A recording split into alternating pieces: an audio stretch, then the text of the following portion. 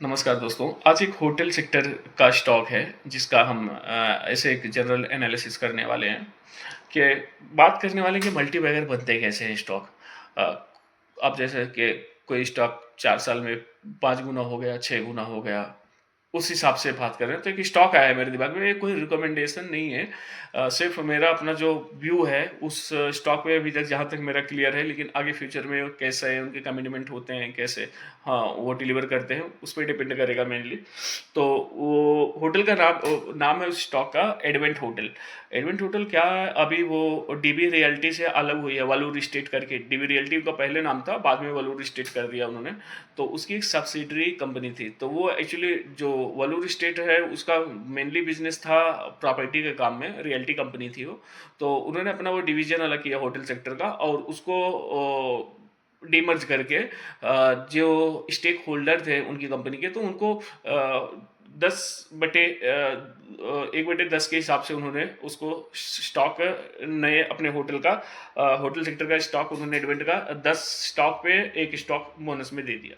तो अभी जो इनका होटल बिजनेस है उसका लगभग कई सारे होटल हैं, आपको मालूम होगा। ये हिल्टन मुंबई इंटरनेशनल हो गया, ग्रांड हयात हो गया, रेगिस दिल्ली हो गया, मैरियट मार्क्वीज है दिल्ली में, और कोई रिवर वॉल करके भी है। ऐसे कई सारे होटल बिजनेस हैं इनके जो काफ़ी टॉप ग्रेड के 5 स्टार और 3 स्टार होटल्स हैं।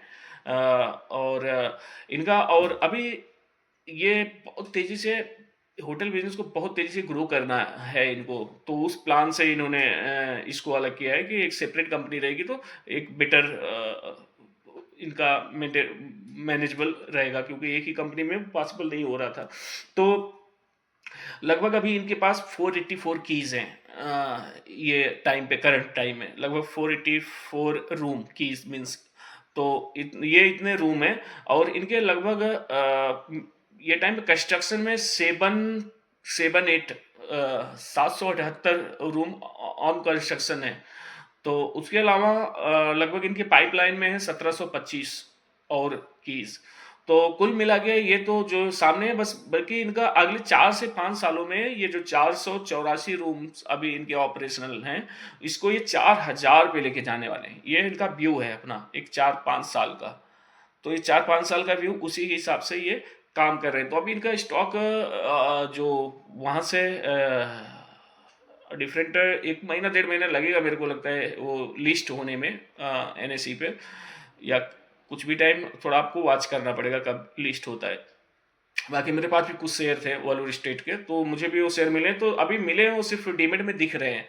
उनका कुछ प्राइस लेके, मतलब बाइंग प्राइस तो जीरो ही है क्योंकि वो बोनस शेयर है, तो बाइंग प्राइस नहीं आता, लेकिन करंट मार्केट प्राइस उनका 341 कुछ करके आ रहा है। तो 341 के हिसाब से मैंने कैलकुलेशन किया, तो लगभग उनका 1800 CR के लगभग उनका टोटल मार्केट कैप बन रहा है। और उसके साथ साथ लगभग मैंने इसे एक जनरली, ऐसा तो प्राइस टू अर्निंग रेशियो नहीं निकलता है, लेकिन कुछ एक 28-29 का प्राइस टू अर्निंग है। तो सब कुछ मिला के लिस्ट जिस रेट पे हो रहा है, अगर उस रेट पे और ज़्यादा स्टॉक मिलते हैं मेरे हिसाब से, तो फ्यूचर मल्टीबैगर हो सकते हैं। लेकिन अभी बहुत सी चीज़ें हैं जो देखनी पड़ेंगी, क्योंकि इनका जिस हिसाब से ग्रोथ प्लान है, ये बोल रहे हैं कि अभी इनका रेवेन्यू कुछ 200-250 करोड़ का है। इसको 1,500 करोड़ तक लेके जाने का है इनको एक 4-5 सालों में। इनका वो प्लान भी देखना पड़ेगा। ऊपर से होटल इंडस्ट्री का सबसे बड़ी बात क्या होती है ना, अगर ये ग्रोथ करते हैं, अभी 484 से लगभग अभी इनका रिसेंट Q1 का जून का रेवेन्यू रिजल्ट आया था, तो कुछ इनका एबिटा 28 करोड़ कुछ था, और 75 करोड़ कुछ इनका रेवेन्यू था ये क्वार्टर का। तो मेरे हिसाब से अगर वो लगभग 480-90 की से अगर उसको वो करके वो 4000 की तक लेके जाते हैं, तो खुद आप सोचिए कि उनके रेवेन्यू भी सीधी सी बात है लगभग 8-9 गुना हो जाएंगे 4-5 सालों में।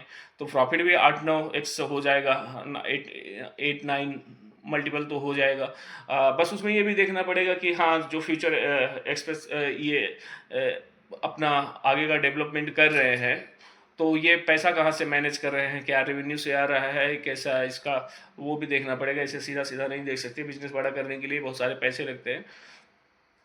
तो वो सब चीज़ें अभी कंप्लीट आनी है, क्योंकि अभी बहुत ज़्यादा डेटा नहीं है, लेकिन इनका जो फ्यूचर फॉरकास्ट है इनका ग्रोथ का, वो मुझे बहुत अच्छा लगा।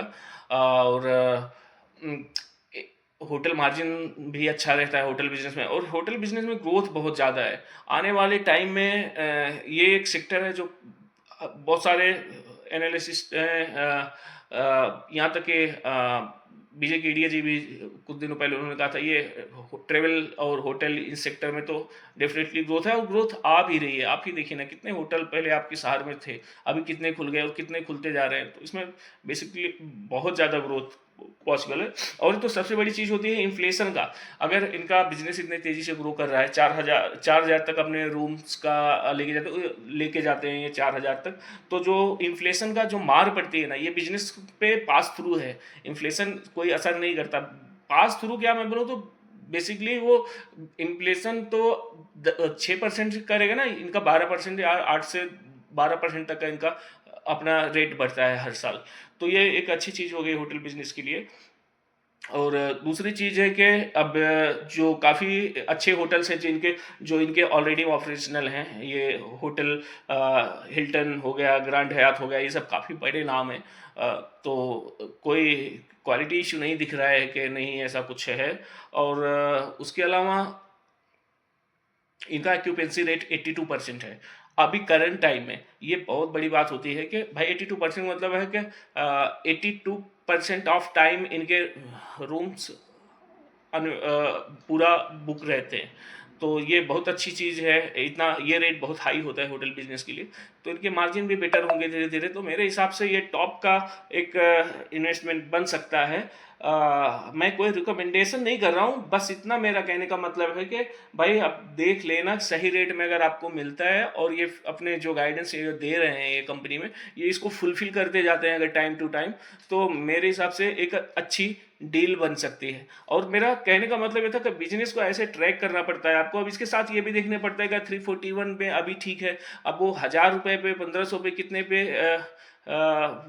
लिस्ट होती है वो भी देखना पड़ेगा कि रेट क्या रहता है। वो तो सब देख के आपको सोच समझ के करना पड़ेगा। लेकिन सिर्फ मेरा मतलब था सिर्फ बिजनेस एनालिसिस से, तो बस यही देख रहे हैं। बाकी उनका आगे चल के वो फिर जो एक्सपेंशन कर रहे हैं अभी और सारे, तो उसमें भी ये सब देखना बाकी है कि उसके लिए फंड कैसे करें, इक्विटी डाइल्यूट करेंगे कि वो उसको डेप्थ में लेंगे।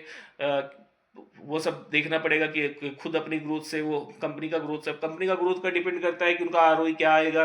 अभी पूरा उसके साथ निकाल के देखना पड़ेगा। तो ये सब चीज़ें काफ़ी सारी एनालिसिस मेरी भी बाकी है, लेकिन एक ब्रॉड कॉन्टेक्स्ट से जो मेरे को समझ में आया, मैंने आपको एक वीडियो के माध्यम से मैंने सोचा बता देता हूँ। तो ठीक है, फिर मिलते हैं किसी नेक्स्ट वीडियो में। जब तक के लिए थैंक यू।